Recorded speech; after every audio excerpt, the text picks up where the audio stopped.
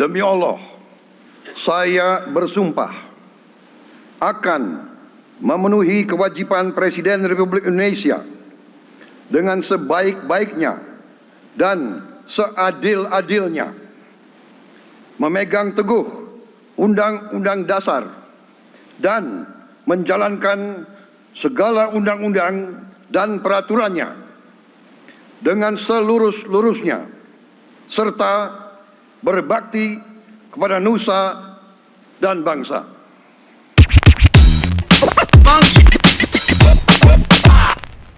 Yo guys, ini setelah 1 dekade dari Presiden Jokowi yang penuh dengan pembangunan infrastruktur dan juga nih kontroversial nih di akhir-akhir periodenya. Kini tongkat estafet kepemimpinannya nih berpindah, iya kan? Nah, momen ini bukan hanya sekedar pergantian pemimpin guys, tapi juga awal dari babak baru dalam perjalanan demokrasi di Indonesia. Prabowo nih kini mendapat kesempatan guys akhirnya untuk membuktikan kemampuannya di hadapan rakyat. Nah, seperti setiap pemimpin baru nih, ia layak kok diberi ruang untuk bekerja guys, untuk mengembangkan strategi-strategi barunya nih yang akan membawa Indonesia ke tahap selanjutnya. Meski demikian, pengawasan kritis nih dari kita semua masyarakat tetap harus guys dilakukan untuk memastikan jalannya check and balance dalam sistem demokrasi kita. Nah, namun tugas yang diembannya tidaklah mudah guys. Tantangan besar sudah menantinya guys. Salah satu tantangan utama yang dihadapkan oleh Presiden Prabowo adalah kemampuannya nih untuk mengorkestrasi kabinet merah putih yang gemoy dan beragam. Komposisi kabinet nih yang terdiri dari berbagai latar belakang dari politisi, profesional, dan akademisi ini memerlukan kepemimpinan yang kuat dan kemampuan manajerial yang tinggi guys. Nah, beberapa aspek nih yang perlu diperhatikan, ya kan? Koordinasi antar kementerian, lalu nih penyelarasan visi dan misi presiden. Terus pengelolaan ego sektoralnya gimana? Apalagi efektivitas nih pengambilan keputusan, kalau gemuk gimana? Nah, kalau di zaman Mulyono tidak ada nih guys visi dan misi dari menteri. Adanya visi dan misi dari presiden. Kini Prabowo dihadapkan pada kebutuhan untuk apa? Menyusun kabinet yang efisien dan berfungsi baik. Yang mampu nih mengatasi masalah krusial seperti beban utang negara nih yang bengkak dan penurunan daya beli masyarakat guys. Apakah ia akan mampu menyelaraskan nih kepentingan-kepentingan besar dari para partai pendukung?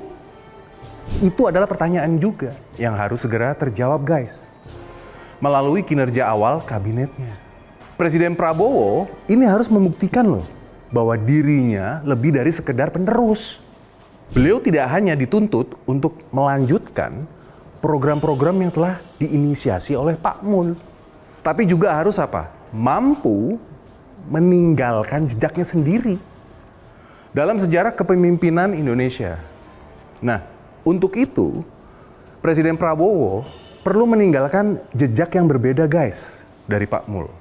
Legasinya sendiri yang akan diingat sebagai kontribusi dalam sejarah kepemimpinan di Indonesia. Misalkan, apakah ia akan mampu melakukan terobosan di sektor energi, menciptakan sistem pertahanan yang lebih mandiri, atau bahkan nih menyelesaikan masalah ketimpangan ekonomi. Ingat loh, daya beli kelas menengah yang terus ambrol melorot guys. Nah, Prabowo menghadapi beberapa tantangan ekonomi yang memerlukan apa? Perhatian segera guys. Misal nih, total utang pemerintah yang jatuh tempo tahun depan itu sebesar 800 triliun guys. Lalu kesenjangan antara kelompok kaya dan miskin yang makin lebar. Ini perlu kebijakan redistribusi yang efektif dan program pemberdayaan masyarakat. Nah, ini hanya butuh waktu dan hanya waktu yang akan membuktikan. Guys, sejarah mencatat setiap presiden Indonesia itu memiliki warisan atau legacy yang meninggalkan jejak bagi bangsa. Prabowo nih harus meninggalkan legasinya sendiri di luar bayang-bayang pendahulunya. Sebagai mantan Menteri Pertahanan yang paham betul tentang geopolitik, ia mungkin akan membawa guys arah baru dalam kebijakan luar negeri nanti. Apakah beliau akan mempertajam nih fokus pada kemandirian militer atau berinovasi dalam bidang teknologi dan pertanian ini yang penting nih untuk mengurangi ketergantungan pada impor. Seperti pidatonya beliau tuh pada waktu pelantikan kemarin, iya kan? Swasembada pangan, iya kan? Nah, Saya sudah mempelajari bersama pakar-pakar yang membantu saya. Saya yakin paling lambat 4-5 tahun kita akan swasembada pangan. Bahkan kita siap menjadi lumbung pangan dunia. Presiden Prabowo tidak cukup hanya menjadi penerus dari Presiden Mulyono dalam proyek-proyek pembangunan fisik seperti IKN. Prabowo harus menghadirkan inovasi kebijakan yang nyata, yang bisa dirasakan langsung sama masyarakat nih. Baik dari sisi ekonomi, pendidikan, maupun ketahanan nasional.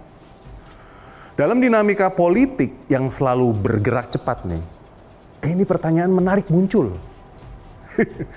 Apakah Mulyono akan ditinggalkan setelah masa jabatannya berakhir?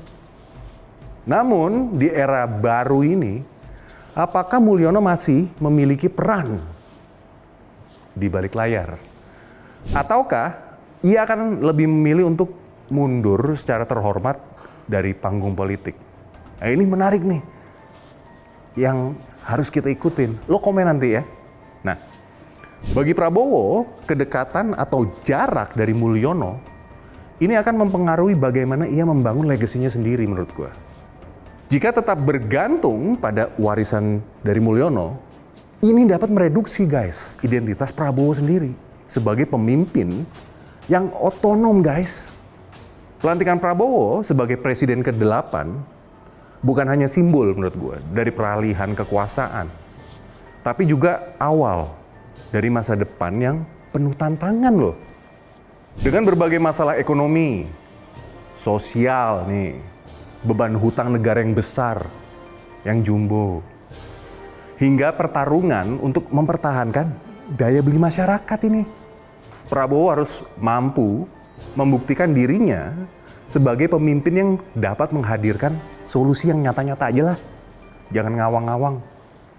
Waktu akan menguji apakah Presiden Prabowo berhasil meninggalkan legasinya sendiri dan membawa Indonesia ke arah yang lebih baik lagi. Atau malah menjadi sekedar penerus kebijakan-kebijakan pendahulunya. Rakyat berharap besar pada presiden baru ini. Namun, perjalanan panjang penuh ujian telah menanti. Tolong jangan gampang baper, Pak. Jika ke depannya nih, ada banyak kritik dan saran. Oke? Selamat bekerja untuk Indonesia, Pak Presiden Prabowo. Gua Singgi.